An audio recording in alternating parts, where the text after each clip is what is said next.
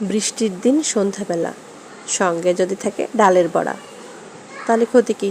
আসসালামু আলাইকুম সবাইকে। আজকে আমি ডালের বড়া বানাবো। শুরুতে ডালের বড়া বানানোর মধ্যে দেখেন অনেকগুলা আমি কি দিয়েছি, কাঁচা পেঁয়াজ কুচি, হলুদ আর লবণ, যেটা দেওয়াই লাগে আর কি, সবাই দিয়ে থাকি।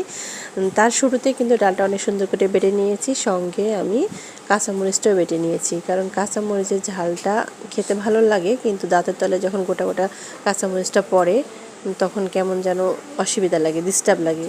তাই আমরা আগে এটাকে বেটে নিয়েছি, কেন ডিস্টার্ব করতে না পারে, কারণ আমি ঝাল খেতে খুবই একটা পছন্দ করি না, একটু কম কম ঝাল খেতে ভালোবাসি।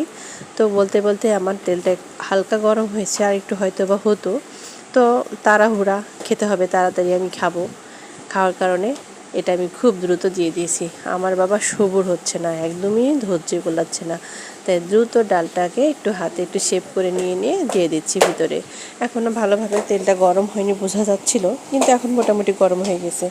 গরম তেলের মধ্যে দিলে বেশি ভালো হতো, যাই হোক এটাও বেশি ভালো না হলেও খারাপ হবে না। তো তেলটা অনেক গরম হয়ে গেছে। ও আচ্ছা, ঠিক আছে, একটা কথা বলতে ভুলে গেলাম, সেটা আমি অফ ক্যামেরাতে একটু কিন্তু কালো জিরা দিয়ে দিয়েছি। কালো জিরা আমাদের জন্য খুবই উপকারী একটা, কি বলেন তো, একটা মশলা, তাই না?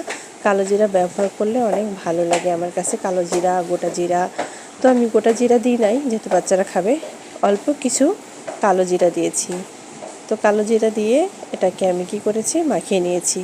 তো ফিনিশিং দেখেন, সর্বশেষ ফিনিশিং হয়েছে এটা, একদম মুচমুচে ক্রিস্পি লোভনীয় একটা চেহারা। অনেকগুলো হয়েছে, কিন্তু সবাই সবার প্লেটে নিয়ে নিয়েছি। এটা আমার প্লেট, এটা আমি খাবো, তাই এটা আমার ভাগ। দেখেন আমি কিন্তু আপনাদেরকে ভেঙেও দেখাবো যেটা কতটা মুচমুচে এবং ক্রিস্পি হয়েছে। এই তো আমি ভেঙে ফেলছি, এই তো অবস্থা আমাদের। এটা কিন্তু অনেক মজা। ধন্যবাদ।